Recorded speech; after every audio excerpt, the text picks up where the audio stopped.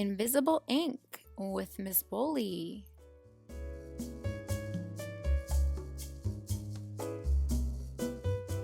We're going to need a sheet of watercolor paper and just 2 brushes.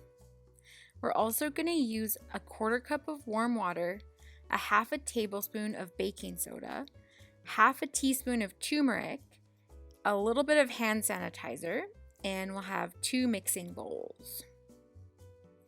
You may also want to place your paper on a baking tray to keep the turmeric off your work surface. Turmeric will stain surfaces and your clothing. So just be aware of this when you're doing your activity.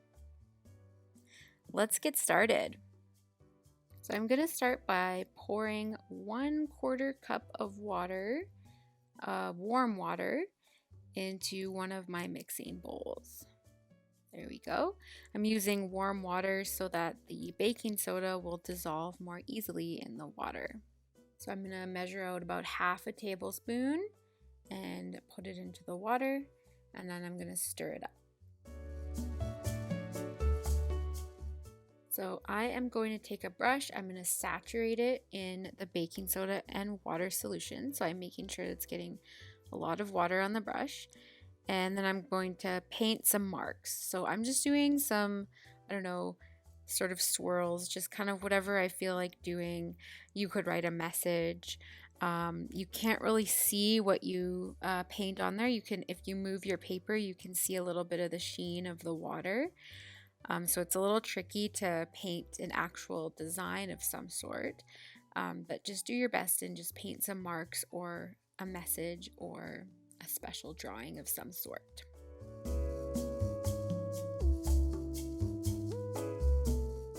And when you're done, you're going to want to let that completely dry. So move it away from your work table, just let it completely dry so you can no longer see the water on the surface. While you're waiting for your baking soda and water solution to dry, you're going to take some turmeric. You're going to take a 1/2 teaspoon of turmeric and you're going to mix it with some hand sanitizer. So you're going to, I didn't measure out how much hand sanitizer. I just squeezed out a couple of squeezes. Probably it's about 1.5 tablespoons of hand sanitizer or so. And then you're going to want to mix that up. The turmeric will not dissolve completely in the sanitizer, and that's okay. We don't need it to dissolve completely. So I waited for quite a while for my baking soda to be completely dry, my baking soda and water solution. And I can tell that it's dry because I can no longer see it on the surface anymore. It just looks like there's nothing on the paper. So I'm going to take my turmeric and hand sanitizer, and I'm just going to paint it carefully on top of whatever marks that I made. And it's going to reveal those marks. They're going to be sort of a dark red color. And then when it's just the turmeric and hand sanitizer, that's going to be kind of a light yellow color. And remember, turmeric stains fingers and clothing, and it will stain your table.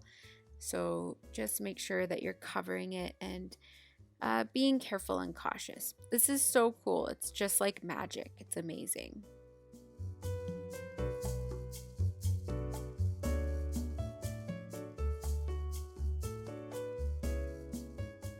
So why did that happen?